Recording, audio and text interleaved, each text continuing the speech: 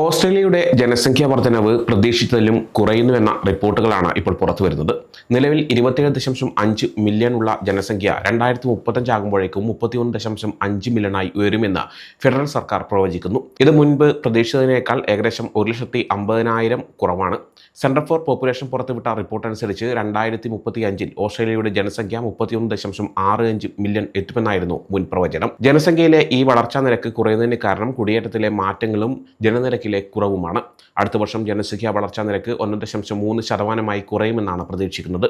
ഇത് മുൻ കണക്കുകളേക്കാൾ വളരെ പിന്നിലാണ്. എന്തുകൊണ്ടാണ് ഈ വളർച്ചാ നിരക്ക് കുറയുന്നത്? രാജ്യത്തിൻ്റെ വിവിധ ഭാഗങ്ങളിൽ ജനസംഖ്യയിൽ എന്ത് മാറ്റങ്ങളാണ് വരുന്നത് എന്ന് നോക്കാം. കഴിഞ്ഞ കുറച്ച് വർഷങ്ങളായി റെക്കോർഡ് ഉയർന്ന നിലയിലെത്തിയിരുന്ന വിദേശ കുടിയേറ്റം ഇപ്പോൾ കുറഞ്ഞു വരികയാണ്. 2025-26 കാലയളവിൽ ഇത് 2,60,000 ആളുകളായി കുറയുമെന്നാണ് പ്രതീക്ഷിക്കുന്നത്. 2023 സെപ്റ്റംബർ വരെയുള്ള 12 മാസങ്ങളിൽ ഇത് 5,56,000 ആയിരുന്നു. പ്രധാനമായും വിദ്യാർത്ഥി വിസകളിലും വിസിറ്റർ വിസകളിലുമായി വരുന്ന താൽക്കാലിക വിദേശികളുടെ എണ്ണത്തിൽ വന്ന കുറവാണ് ഇതിന് കാരണം.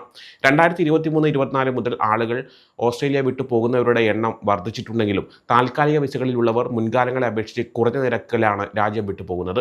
ഓസ്ട്രേലിയ 2 കുട്ടികളുള്ള കുടുംബങ്ങളാണ് ഇപ്പോഴും സാധാരണയായി കാണുന്നത്. എന്നാൽ ചെറിയ കുടുംബങ്ങളുടെ എണ്ണം കൂടുകയും വലിയ കുടുംബങ്ങളുടെ എണ്ണം കുറയുകയും ചെയ്യുന്നു. 2025-26 ഓസ്ട്രേലിയയുടെ ആകെ ജനനനിരക്ക് 1.42 കുറയുമെന്ന് പ്രവചിക്കുന്നു. ഇതൊരു സ്ത്രീക്ക് 2.1 കുട്ടികൾ എന്ന ജനസംഖ്യ നിലനിർത്താനുള്ള നിരക്കിനേക്കാൾ വളരെ താഴെയാണ്. ഏകദേശം 50 വർഷമായി ഈ നിരക്ക് ജനസംഖ്യ നിലനിർത്താനുള്ള അളവിനേക്കാൾ താഴെയാണ്. ലോകത്തെ ഏറ്റവും കൂടുതൽ ആയുർദൈർഘ്യമുള്ള രാജ്യങ്ങളുടെ പട്ടികയിൽ ഓസ്ട്രേലിയ ഇപ്പോഴും മുന്നിലാണ്. 2035-36 ആകുമ്പോഴേക്കും സ്ത്രീകളുടെ ആയുർദൈർഘ്യം 87.1 വർഷമായും പുരുഷന്മാരുടേത് 83.4 വർഷമായും ഉയരുമെന്ന് പ്രതീക്ഷിക്കുന്നു. മെച്ചപ്പെട്ട ആരോഗ്യ സംരക്ഷണ സംവിധാനങ്ങൾ കാരണം ആളുകൾ കൂടുതൽ കാലം ജീവിക്കുന്നു. മരണനിരക്ക് വർദ്ധിക്കുന്നതിന് പ്രധാന കാരണങ്ങൾ ചില രോഗങ്ങളാണ്. 2024 രജിസ്റ്റർ ചെയ്ത മരണങ്ങളിൽ 3-1 ഡിമെൻഷ്യ, ഇസ്കീമിക് ഹൃദ്രോഗം, ശ്വാസകോശ സംബന്ധമായ രോഗങ്ങൾ, സെറിബ്രോ വാസ്കുലർ രോഗങ്ങൾ, ശ്വാസകോശ അർബുദം തുടങ്ങിയ 5 കാരണങ്ങൾ കൊണ്ടാണ്. മറ്റ് പല വികസിത രാജ്യങ്ങളെ അപേക്ഷിച്ച് ഓസ്ട്രേലിയ ഇപ്പോഴും ചെറുപ്പമുള്ള ഒരു രാജ്യമാണ്. എന്നാൽ കുറഞ്ഞ ജനനനിരക്കും കൂടിയ ആയുർദൈർഘ്യവും കാരണം ജനസംഖ്യയുടെ ശരാശരി പ്രായം കൂടിക്കൊണ്ടിരിക്കുകയാണ്. 2035-36 ആകുമ്പോഴേക്കും ഓസ്ട്രേലിയക്കാരുടെ ശരാശരി പ്രായം 1.8 വർഷം വർദ്ധിച്ച് 40.2 വയസ്സാകുമെന്ന് പ്രതീക്ഷിക്കുന്നു. 1990കളിൽ ജനസംഖ്യയുടെ പ്രായം കൂടിയ നിരക്കിൻ്റെ ഏകദേശം പകുതിയായിരിക്കും ഇത്. വളരെ പ്രായമുള്ള ഓസ്ട്രേലിയക്കാരുടെ എണ്ണം അതിവേഗം വർദ്ധിക്കുമെന്നും പ്രവചനമുണ്ട്.